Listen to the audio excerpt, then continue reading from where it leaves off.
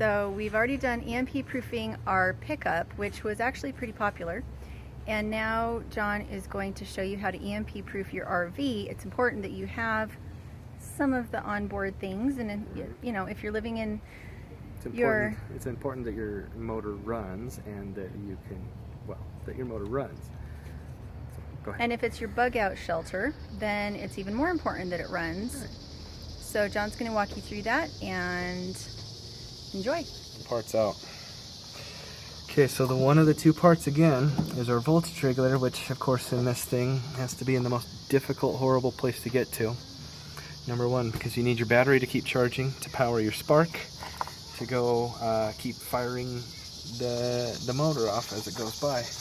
And then the other one is the actual spark module, because again, you gotta have that spark to fire the gas, and that's this piece right here. So these two pieces total were like 35 bucks. I bought an extra one because what happened was I bought an extra one as our voltage regulator actually went out while we were in the RV park here, so I figured it was just a good time to get it all set up. So here we go.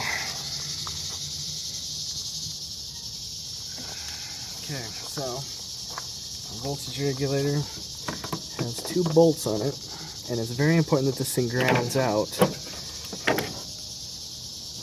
because that's how the little simple computer that's inside there tells it to ground. I already pre-loosened these bolts, so that's why it came off so easily.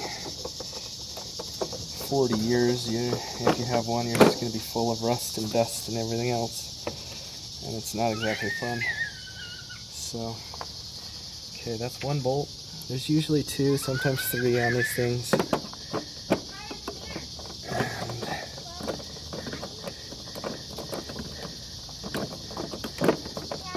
Pull it off. Yes, honey. Okay. So far, so good. We did not lose any bolts. And again, that has to have a good surface to contact to. Usually, that hole right there will be enough, as long as there's bare metal to touch bare metal. And yeah, we should have done this long ago and had every part replaced. But we're also running on a budget. So, okay. From there, let's see if I can remember how to get these puppies off. Yep, it is. There's two little metal tabs on each side that you have to squeeze together, and then it just plugs right out.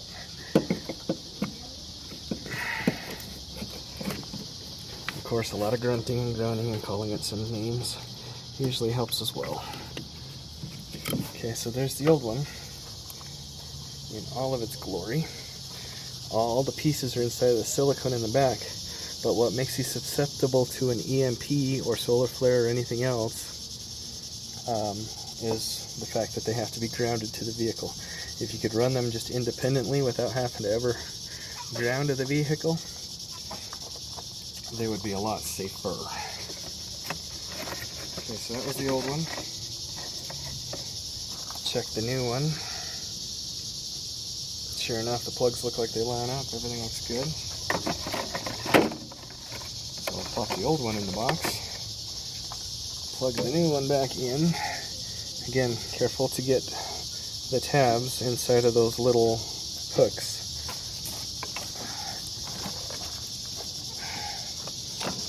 And actually, there's one more part too. Try to clean off the firewall as close to any bare metal as you can, because if nothing else, it will at least help your ground out easier for longer, rather than having dirt in there, because dirt doesn't really make a great ground so much as bare metal to bare metal does. You see the shininess there back on that firewall in those holes, and that is definitely what you want. Come on. There we go. Maybe. Hoping to hear it click, click.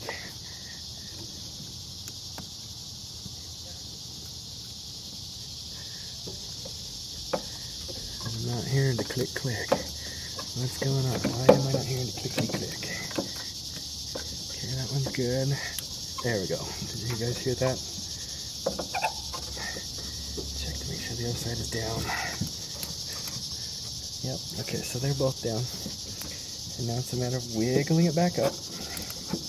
If you guys have a Dodge truck, or a car, or anything but a van chassis, in this case a motorhome on a van chassis, it's much easier.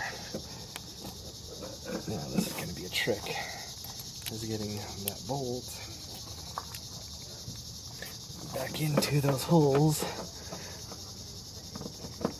There we go. Okay, so what I want is to loosely get that in. So, to give you guys the story of what happened here, I haven't had my voltage meter plugged in since before Denver, probably since we left on the second leg of the trip. So I don't know exactly when this happened, but I noticed that my voltage was down to 11.7 when the engine was running, which is not right. It should be 13.5, 13.4 to 14.7. And so something was not right, and I knew that my battery was not going to work at the best at that. So what I did, so I assumed that the solar power and the other battery in the camper has been keeping everything running. So anyway, this is the quickest, easiest fix, and it was a good opportunity to get extra parts for EMP proofing.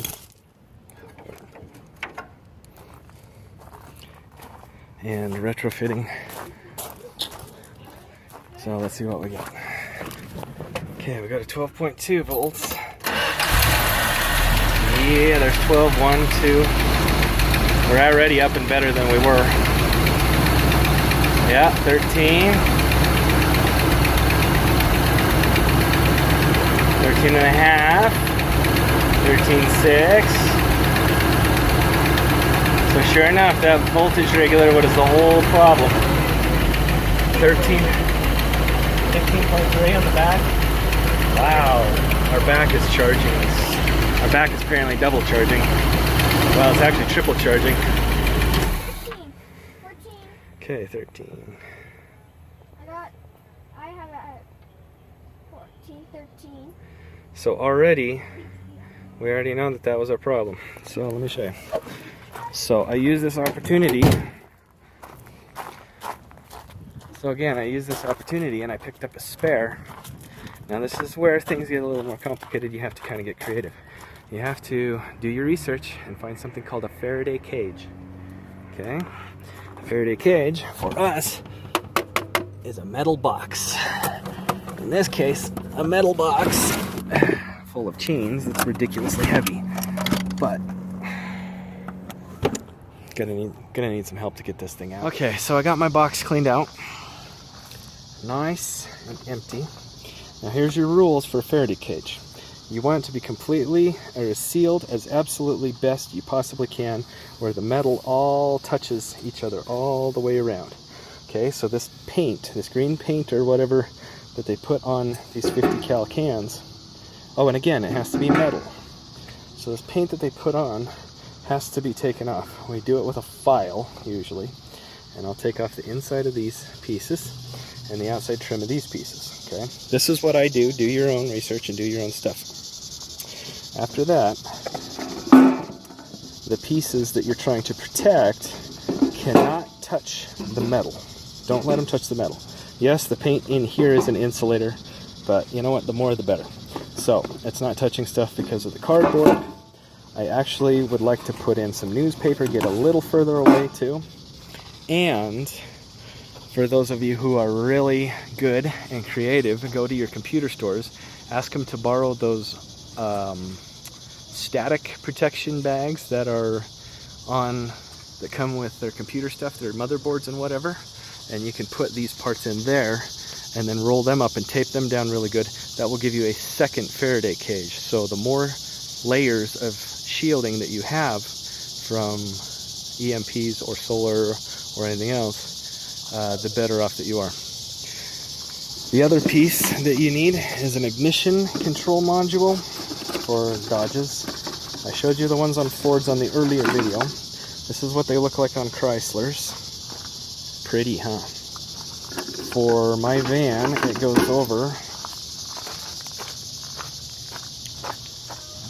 For my van, it goes right here next to the battery.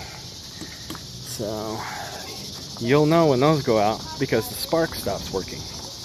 Again, that's the two solid state electronics that I know of on these vans. What you're looking for is up to you through your early 80s vehicles if you're looking to get a van that you can retrofit. And if you even want to go a step further, go get a van or go get a vehicle from before 1972. 74 on pickups, and it's like 1970 or 68 on cars. And then put all the original stuff on there, none of the upgrades that they have, and you will have gone all around, completely around the solid state electronics there, and you will have an instant EMP proof vehicle that won't even know that one existed because it will just keep on running. It's a beautiful thing. Those ones, what you're looking for is something with what's called a points and condenser system. That's what fires your spark, is a point and a condenser. And they have ballasts in their alternators, I believe. Do your own research on that. I'm going by rough guesses and kind of what I remember. Okay. Okay, so since we're out here in the middle of the campground and don't have all my tools, we're going to do things a little bit ghetto-like. I can't even find my HVAC tape. This is the stuff that I need. What you're trying to do, like I said, is get as complete of a seal around your Faraday cage as you can.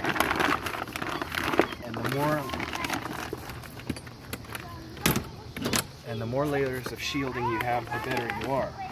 So that, with all the boxes, which is part of your insulator inside of your shielding.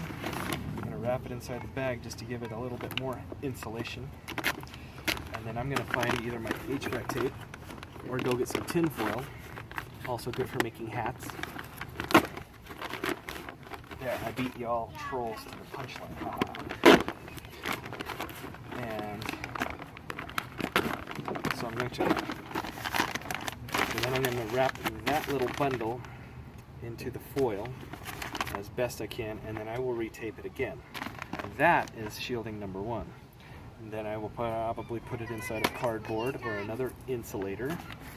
Set it inside here. This will be kind of gave me piercings. This will be shielding number two. After I get the metal again to touch as much as I possibly can, and then I will wrap the seam of this box. We'll wrap this as much as I can with HVAC tape to again get as much of a seal as I can. What you're trying to do is keep as much radio waves out of there as possible. If you could turn on a radio full blast in there and not have it touch anything on the side and you're still picking up radio stations, it's not good enough. But if it'll just get static, that's what you're going for. Okay, honey. Edit as you need. Love you.